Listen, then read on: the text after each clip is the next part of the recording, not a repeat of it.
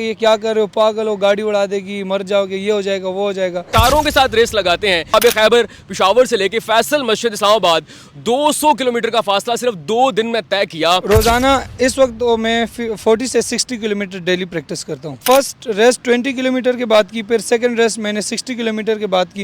ईद के दिन मेरा एक न्यू रिकॉर्ड मैं कायम करूँगा, जो कि फैसल मस्जिद से लाहौर का होगा, जिसका डिस्टेंस 300 किलोमीटर बनता है। इंशाल्लाह उसके बाद एक और रिकॉर्ड मैं कायम करूँगा 500 किलोमीटर का। अस्सलाम वालेकुम नाज़रीन, आप देख रहे हैं अनफिल्टर्ड बाय अवैस अली। नाज़रीन, सयाने कहते हैं कि शौक का कोई मोल नहीं, और इस तरह का एक नौजवान हमें इस्लामाबाद में मिला जिसने बड़े मुनफरिद रिकॉर्ड्स कायम किए हुए हैं। यह है मोहम्मद शहजाद। 20 साल से स्केटिंग कर रहे हैं, कारों के साथ रेस लगाते हैं। एक बड़ा हैरत अंगेज मुनफरिद रिकॉर्ड इन्होंने कायम कर दिया, जो तोड़ना नामुमकिन न सही लेकिन मुश्किल ज़रूर होगा। इन्होंने बाबे खैबर पेशावर से लेकर फैसल मस्जिद इस्लामाबाद 200 किलोमीटर का फासला सिर्फ 2 दिन में तय किया, और अब इनका इरादा है बहुत सारे बड़े बड़े रिकॉर्ड्स कायम करने का, पाकिस्तान का नाम रोशन करने का। आइए जरा इनसे जानते हैं कि नहीं ये शौक कैसे पैदा हुआ, सेफ्टी मेजर्स कौन से लेते हैं, और नेक्स्ट इनके फ्यूचर गोल्स क्या है। अस्सलाम वालेकुम। वालेकुम अस्सलाम। शहजाद, कैसे हैं आप? अल्हम्दुलिल्लाह मैं ठीक। सबसे पहले तो मुझे ये बताइएगा कि स्केटिंग का शौक आपको पैदा कैसे हुआ, किस इंसान से, किस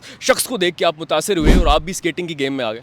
तो जब हम बचपन में जहाँ पर रहते थे वहाँ पर कुछ बच्चे स्केटिंग करते थे, तो फिर मेरे भाई ने भी शूज़ लिया, फिर उसके शूज़ में भी चलाता था, फिर हम उसी तरह में स्केटिंग का शौक़ पैदा हुआ। फिर मुझे स्केटिंग कर के हम जब इस्लामाबाद शिफ्ट हो गए, तो यहाँ पर मैं डेली बेसिस पे 10 से 15 किलोमीटर स्केटिंग करता था। अच्छा, मुझे शहजाद ये बताइएगा कि जब आपने स्केटिंग का आगाज़ किया तब आपकी उम्र कितनी थी, आप रोज़ाना कितनी देर इसकी प्रैक्टिस करते हैं, और अभी आपकी एज कितनी है? जब मैंने स्केटिंग स्टार्ट की उस टाइम हमारी उम्र तकरीबन 6 से 7 साल की थी, और जब हमने प्रैक्टिस शुरू की, अभी मेरी उम्र 25 साल है और मुझे 20 साल हो गए मैं स्केटिंग करता हूँ। और आप रोज़ाना कितनी प्रैक्टिस करते हैं स्केटिंग की? रोज़ाना इस वक्त तो मैं 40 से 60 किलोमीटर डेली प्रैक्टिस करता हूँ। अच्छा, 40 से 60 किलोमीटर? जी जी, डेली। अच्छा, आपने जो सबसे मुनफरिद और सबसे जो हैरत अंगेज़ रिकॉर्ड, सबसे बड़ा रिकॉर्ड कायम किया है, वो कौन सा? वो अभी रिसेंटली बाबे खैबर से फैसल मस्जिद इस्लामाबाद तक मैंने कायम की है, जो कि 200 किलोमीटर जिसका डिस्टेंस बनता है। अच्छा, अगर हम इस रिकॉर्ड की बात करें, बाबे खैबर से फैसल मस्जिद 200 किलोमीटर, इसकी ज़रा डिटेल बताइएगा। कब शुरू किया, कितना टाइम लगा, और कितने घंटे रोज़ाना आपने स्केटिंग की है? जी बिल्कुल, ये मैंने जनवरी में स्टार्ट किया था ये अपना स्केटिंग का रिकॉर्ड, और इसको मुझे डेली बेसिस पे मैंने इस पे 6 आवर्स मैंने प्रैक्टिस की। जब मैं पेशावर से जो बाबे खैबर है नौशे अटक तक पहुंचा हूँ, मैंने 6 घंटों में ये कंप्लीट किया। फिर अगले ही दिन मैंने 7 घंटों में अपना ये दूसरा रिकॉर्ड कंप्लीट। और रास्ते में आपने कितनी देर जो है वो ब्रेक लिया, रेस्ट कब किया? मैंने फर्स्ट रेस 20 किलोमीटर के बाद की, फिर सेकंड रेस मैंने 60 किलोमीटर के बाद की, और फिर मैंने जब हमारी पूरी राइड कंप्लीट हो गई उसके बाद ही। अच्छा, इसके अलावा जो आपने रिकॉर्ड्स कायम किए हैं, जो बाबे खैबर से आप फैसल मस्जिद आए, इसके अलावा कितने रिकॉर्ड्स कायम किए और वो कितनी लेंथ के थे?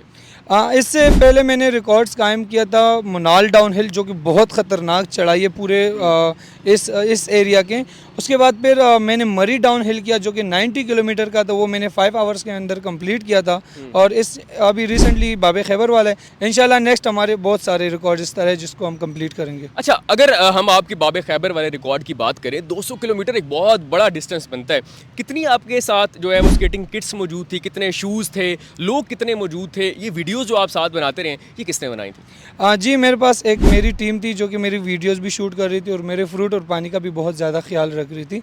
और मेरे पास अपनी सेफ्टी के लिए मेरे 3 पेयर मैंने स्केट्स के रखे थे, जिसमें एक ख़राब हो गया, मैंने दो ही पेयर्स पे कंप्लीट किया। यानी कि 2 पेयर्स पे आपने 200 किलोमीटर का फासला तय किया? जी बिल्कुल है। अच्छा, मुझे ये बताइएगा कि ये जो आपके शूज़ होते हैं, इनके नीचे टायर्स लगे होते हैं, ये कितनी देर चलते हैं, कितने किलोमीटर्स के बाद ये डैमेज हो जाते हैं और इनको चेंज करना पड़ता है? जी बिल्कुल, ये तो काफ़ी ज़्यादा चलते हैं। अगर आप इसका ख्याल रखते हो तो ये आपके सालों भी चल सकते हैं। अगर आप ख्याल नहीं करते हो, जिस तरह हम यूज़ करते हैं, हम बहुत ज़्यादा रफ़ यूज़ करते हैं, क्योंकि हम डेली, जैसे मैंने कहा था, 40 से 60 किलोमीटर करते हैं। तो हमारे ये जो शूज़ है ये ब्रांडेड हो, बिल्कुल ख़राब नहीं होते, लेकिन फिर भी हम 5-6 महीने ये हमारे पर काम के नहीं रहते। अच्छा, आपकी किट में क्या क्या चीज़ मौजूद होती है? स्केटिंग शूज़ और हेलमेट तो हमें नज़र आ रहा है, लेकिन आपकी इस किट के अंदर चीज़ें मौजूद कौन कौन सी होती हैं? जी बिल्कुल, जब हम प्रैक्टिस करते हैं हमारे पास हाथों सेफ्टी, एल्बो, नी पैड होती है हमारे पास, ये और हेलमेट, ये स्केट्स, ये सारी सेफ्टी। अच्छा, कहते हैं स्केटिंग शूज़ बहुत एक्सपेंसिव होते हैं, इनकी कीमत कितनी होती है? आजकल तो आपको देख के, आपके भाई को देख के, बहुत सारे दूसरे लोगों को देख के बच्चे जो हैं उनको भी शौक़ पैदा हो गए, तो ये जो शूज़ होते हैं ये कितने एक्सपेंसिव होते हैं? जी बिल्कुल,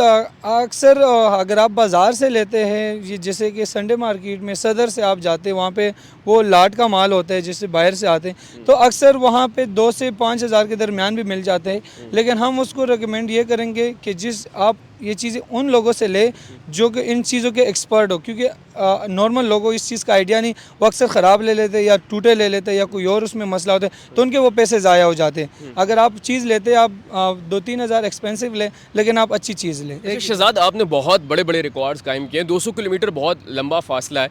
स्केटिंग सारी जिस्मानी मुशक्क़त है, तो ये किस तरह आप जिस्मानी मुशक्क़त को मैनेज करते हैं? कितनी देर एक्सरसाइज करते हैं? आपका जिस्म थकता नहीं, बीमार नहीं होते आप?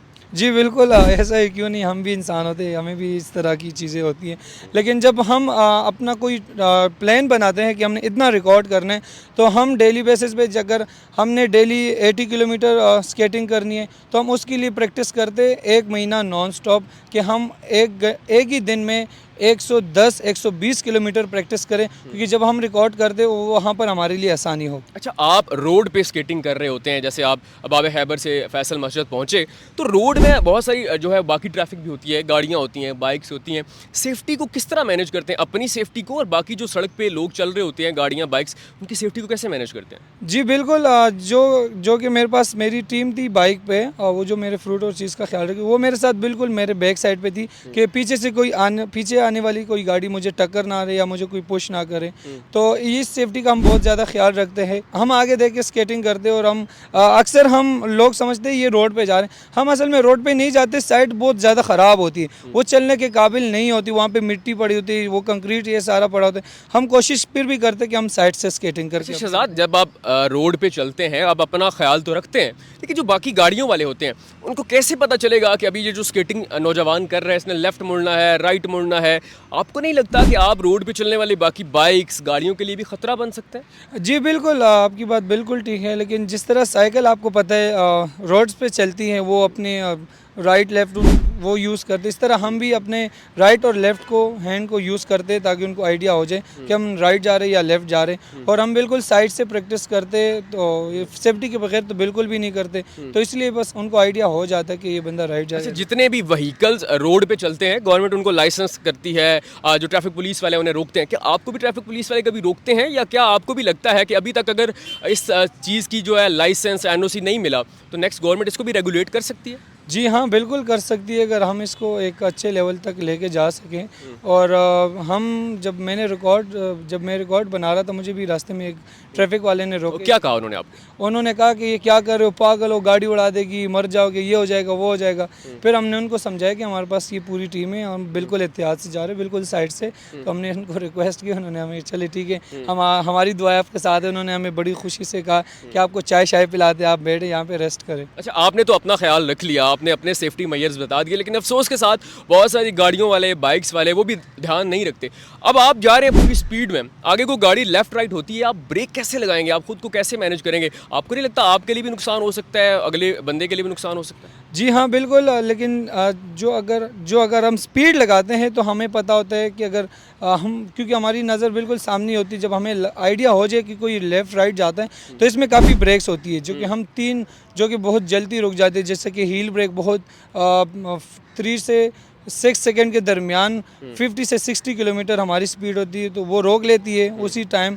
और टी ब्रेक यूज़ करते, पावर स्लाइड यूज़ करते, उसके साथ अचानक ही हमारे स्केट्स रुक जाते हैं। अच्छा शहजाद, नेक्स्ट क्या फ्यूचर गोल्स है आपके? क्या नए रिकॉर्ड्स बनाने हैं? क्या प्लान्स हैं आपके? इंशाल्लाह भी ईद के दिन मेरा एक न्यू रिकॉर्ड मैं कायम करूंगा, जो कि फैसल मस्जिद से लाहौर का होगा, जिसका डिस्टेंस 300 किलोमीटर बनता है। इंशाल्लाह उसके बाद एक और रिकॉर्ड मैं कायम करूंगा 500 किलोमीटर का। उसके बाद इंशाल्लाह मैं एक एशिया रिकॉर्ड कायम करूंगा और अपने मुल्क का नाम रोशन करूंगा। अच्छा शहजाद, आपको देख के और आप जैसे बहुत सारे नौजवानों को देख के बच्चे जो हैं वो बड़े मुतासिर हो गए हैं, स्केटिंग में आ चुके हैं।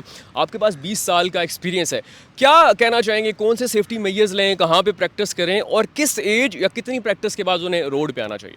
जी बिल्कुल, उनको बग़ैर प्रैक्टिस के तो रोड पे क्या कि वो ट्रैक पे भी नहीं खड़े हो सकते, लेकिन हम उनको यही मशवरा देंगे कि आप प्रॉपर अपनी सेफ्टी पहने, हेलमेट, नी पैड, ये पूरी एल्बो, ये सारी चीज़ें पहन के और अच्छे शूज़ लेके आप वो स्केटिंग कर सकें। अक्सर पेरेंट्स को इस चीज़ का आइडिया नहीं होता, वो मेड इन चाइना चीज़ें ले लेते हैं जो कि बिल्कुल लो क्वालिटी की होती है। मेड इन चाइना में भी अच्छी ब्रांडेड चीज़ें मिलती है, लेकिन उनको आइडिया नहीं होता, जिसमें अक्सर बच्चों के पाँव मुड़ जाते हैं, उनमें एक्सीडेंट होने का बहुत ज़्यादा खतरा होता है।